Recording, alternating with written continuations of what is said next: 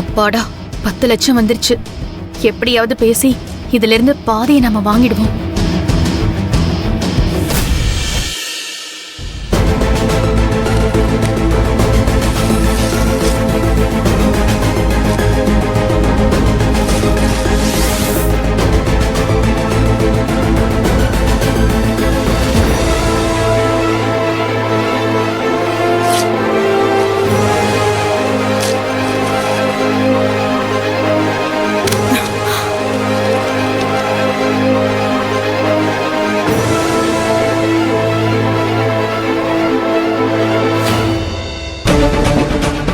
ஐயோ, என்ன பண்றாங்க? ஏமா, உனக்கு என்ன பைத்தியமா? இவங்க யார் தெரியுமா? என் மகனை கார் ஏத்தி கொல்ல பார்த்த ஒருத்தனை பெத்து போட்ட பொம்பளை தானே இவ.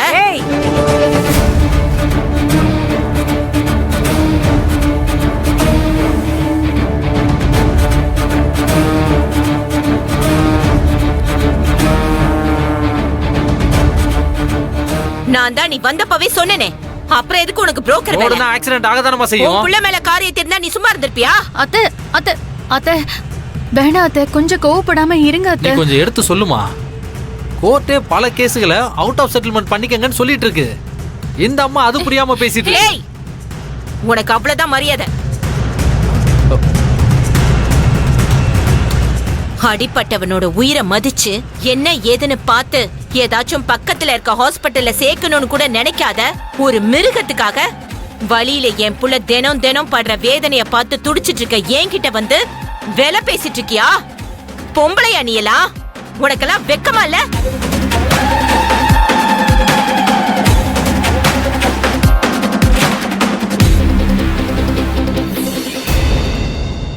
என் புள்ள உயிருக்கு ஏதாவது ஒண்ணு ஆயிருந்தா அவன் குழந்தையோட எதிர்காலம் என்ன ஆயிருக்கும்?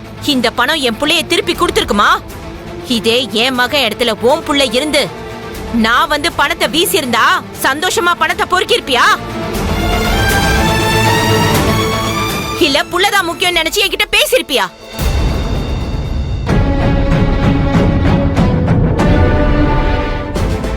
சொல்ல முடியாது.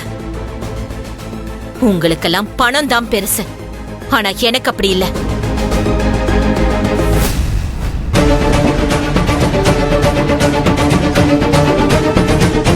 இங்க பாருங்க, இனிமே இது விஷயமா பேசிக்கிட்டு என் வீட்டு படி ஏறி யாரும் வரக்கூடாது.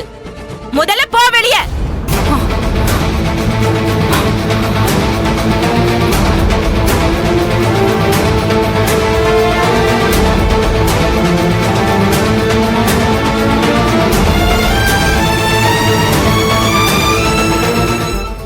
நடந்த தப்புக்கு வருத்தம் தெரிவிச்சுட்டு நம்மளால என்ன செய்ய முடியுமோ அந்த பிராயச்சித்தத்தை செய்யலான்னு நல்ல மனசோட தான் நான் வந்தேன்.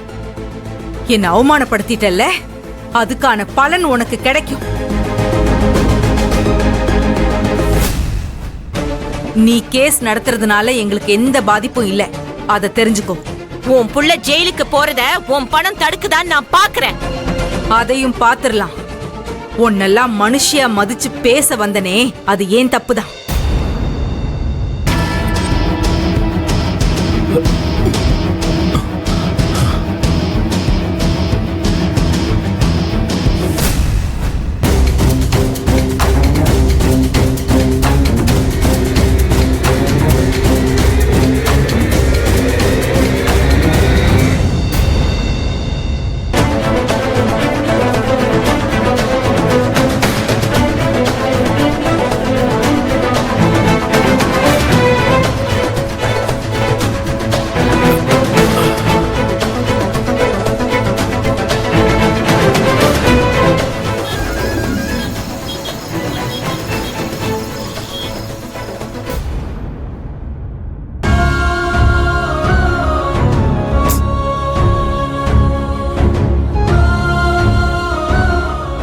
அம்மா செஞ்சதுதான் சரி. கரெக்டா சொல்றேனா? உங்க வேதனை நியாயம்தான். சாட்சிக்காரன் காலில் விழுறதை விட சண்டைக்காரன் காலில் விழுறது தப்பு இல்லைன்னு பெரியவங்க சும்மா சொல்லல. நம்ம யாரு காலையும் விழ தேவையில்லை மாதவா. ஆமா, நம்ம காலையும் யாரும் விழவானானே.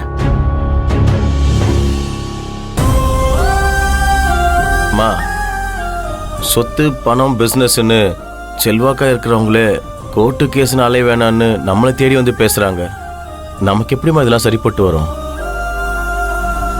அதுக்காக அவங்கள அப்படியே விட்டுட்டு ஒதுங்க முடியுமா? நல்லா இருந்தவங்கள இப்படி படிக்கிற நிலைமையில கொண்டு வந்து விட்டவங்கள சும்மா விட முடியுமாண்ணே? அத்தை, ஏற்கனவே நமக்கு அடி மேல அடி விழுந்துகிட்டே இருக்கு. இதுல வீம்புக்காக கேசுன்னு போனா வைங்க, இழப்பு நமக்கு தான். அவங்க கிட்ட பண பலம், ஆள் பலம் எல்லாம் இருக்கு. நம்ம கிட்ட என்ன இருக்கு? அண்ணி, நம்ம கிட்ட தான் உண்மை இருக்குல்ல. உண்மையை வச்சுக்கிட்டு ஊறுகாய் கூட வாங்க முடியாது. கரெக்ட் ரத்னா, நீ உலகத்தை சரியா புரிஞ்சு வச்சிருக்க.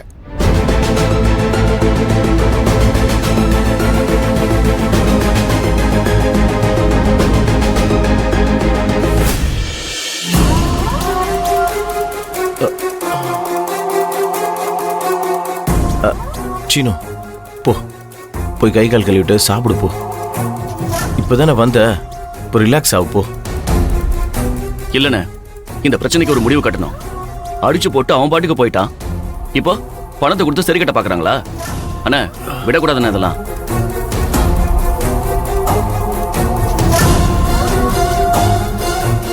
உண்மையை வச்சு ஊறுகாய் கூட வாங்க முடியாதுன்னு அண்ணி சொல்றாங்க. அதுக்காக பணம் கொடுத்து உன்னை வாங்கிடலாம் நினைக்கிறவங்கள எப்படி நான் விடுறது? உண்மையா இருந்தா உலகத்தை வாங்குறோமோ இல்லையோ, ஆனா உலகம் நம்மள வணங்குற மாதிரி வாழலாம். ஊறுகாயை விட அது ரொம்ப முக்கியம் அண்ணி.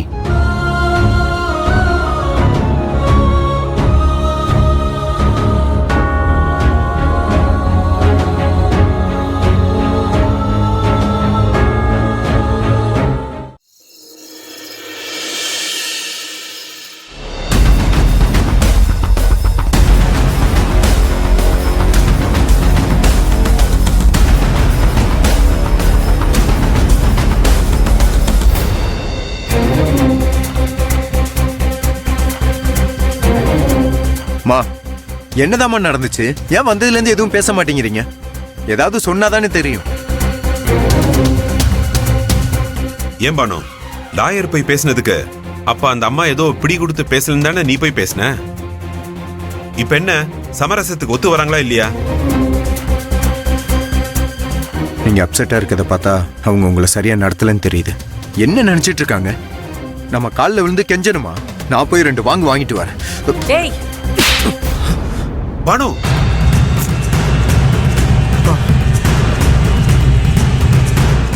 எல்லாத்துலயும் அவசரம். நீ பண்ணதெல்லாம் பத்தாதா? அவங்க வீட்டுக்கு போய் திமிர்த்தனமா பேசிட்டு அங்கிருந்து நேரா ஜெயிலுக்கு போறியா?